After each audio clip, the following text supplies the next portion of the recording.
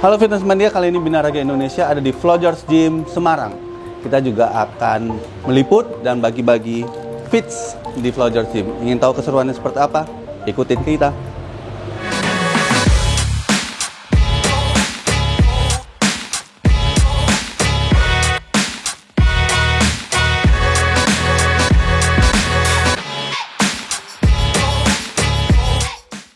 Ya, yang seperti teman-teman lihat di bagian depannya mostly adalah alat-alat fungsional ya. Ini bisa buat latihan boxing. Di sini juga ada ban untuk fungsional untuk dibalik-balik. Untuk fungsional mostly ada di sini, ada spinning bike. Ada 2 dan di sini mostly ya memang untuk orang latihan tanpa beban. Menggunakan beban sendiri juga bisa dilatihan di sini. Oke, kita lanjut ke dalam.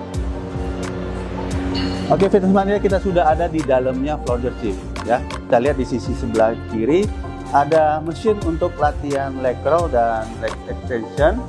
Berikutnya untuk leg press. Teman-teman yang mau latihan betis ini juga ada alatnya, tinggal ditambahin beban aja.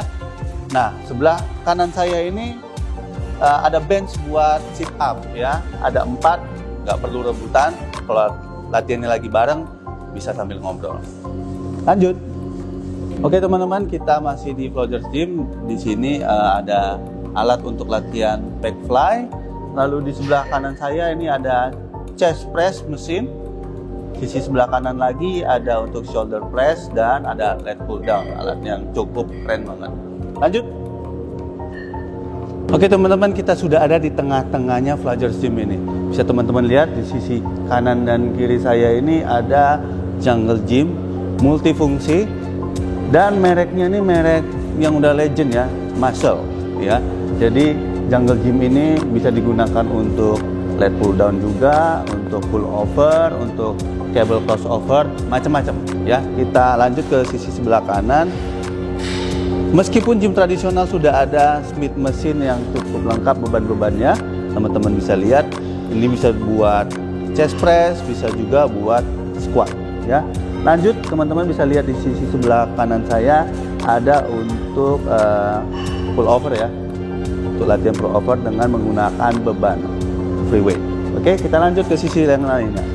Oke teman-teman, kita mau nantangin Mas Fajar untuk pull up lebih dari yang biasa dia lakukan dengan hadiah dari Fits. Mas Fajar biasanya berapa? 15 ya. Oke. Kita tantang 20-25 aman? Siap. Kita coba ya. Oke. Let's go.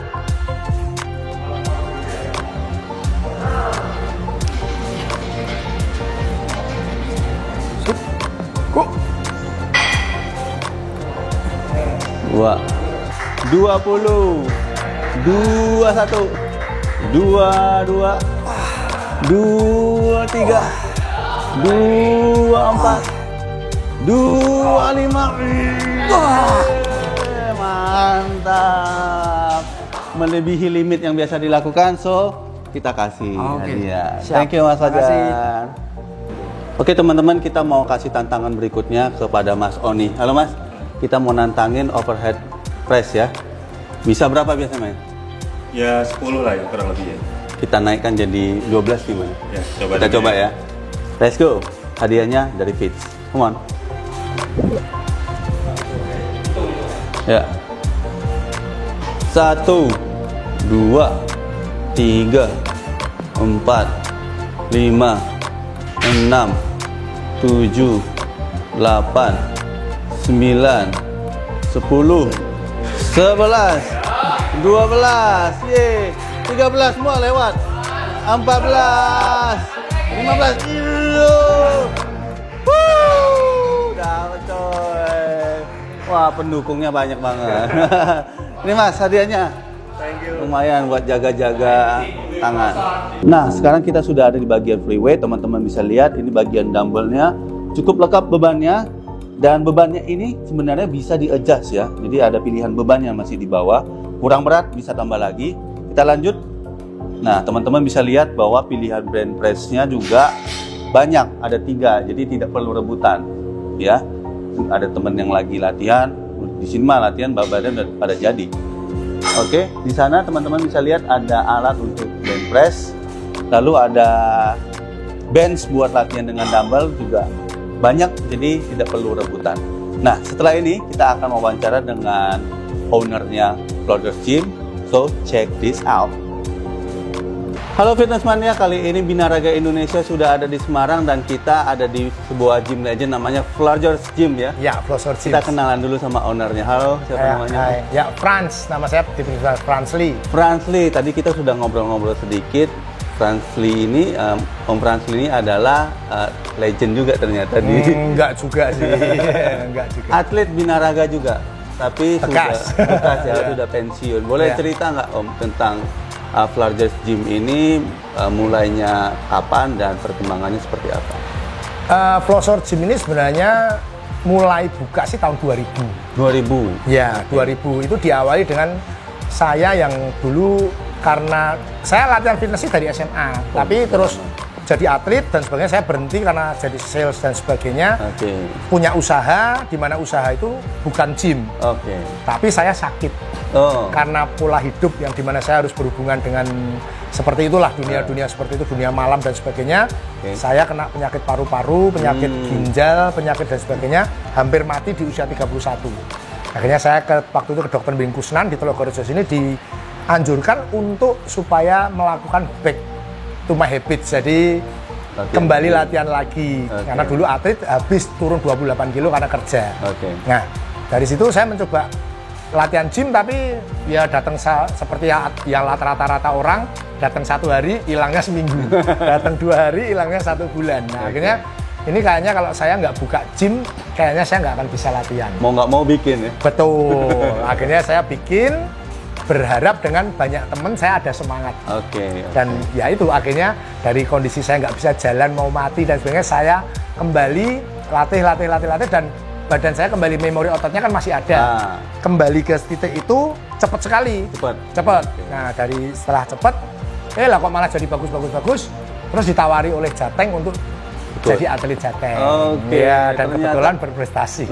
Ternyata Floggers Gym ini bermula dari owner yang untuk diri sendiri dulu ya. Betul. Ternyata ada teman-teman lanjut deh jadinya rame gitu. Benar. Ini kalau boleh tahu nih, mulai dari tahun 2000 hingga sekarang kayaknya kan ada pindah tempat. Betul. Kalau konsepnya sama? Beda ya? Beda. Dulu sih lebih mungkin jadi mengunggah masa lalu sih ya. Saya dulu begitu lulus kuliah itu ditawari untuk mengelola gym di Hotel Bintang 4 di Jogja. Santika Hotel lah saya sebut namanya, tanpa bermaksud promosi ya.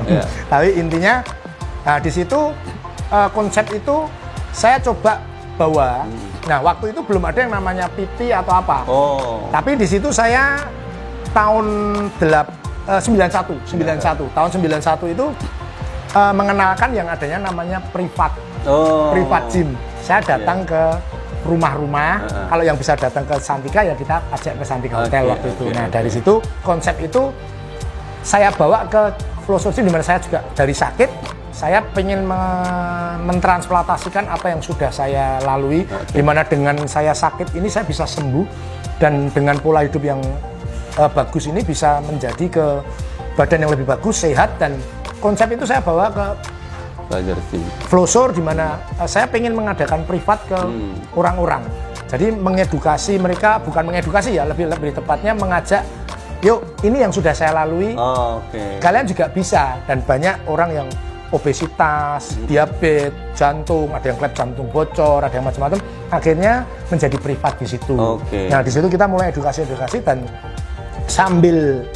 sambil kita privat, ternyata ada member bulanan yang mendaftar.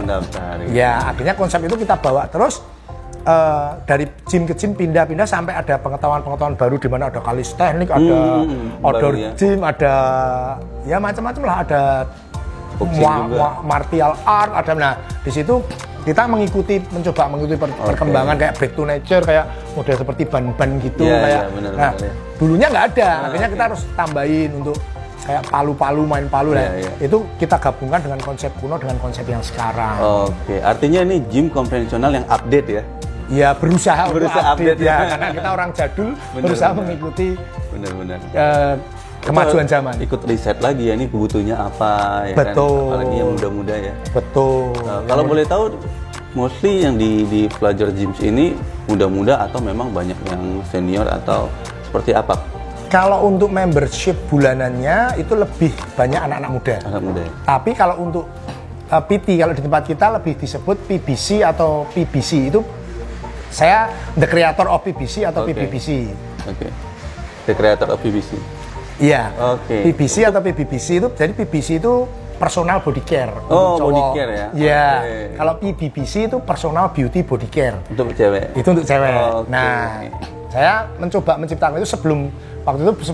Kalau di luar mungkin lebih terkenal dengan PT atau personal trainer. Okay. Tapi kalau di sini dari dulu sejak zaman saya buka itu namanya PBC dan PBBC. Okay. Dulu PT belum ada di Semarang. Kita pertama di Semarang. Berarti ini adalah pelopor untuk ini ya, private. Betul, private gym yang saya bawa dulu di Jogja pada tahun 91, antara 90 91 gitulah. Oke. Untuk Flagger Gym-nya sendiri ini buka jam berapa dan tutupnya jam berapa nih? Kita buka dari jam 6 pagi sampai sementara ini karena masa pandemi kita sampai jam 8 malam. Kalau dulu sebelum masa pandemi saya sampai jam 9 malam. Sampai jam 9. Iya. Kalau boleh tahu nih kan teman-teman, kalau nanti yang datang ke Semarang atau teman-teman yang ada di Semarang pengen tahu lokasinya di mana dan bentuk membership atau kalau mau ngambil PT itu nanti seperti apa?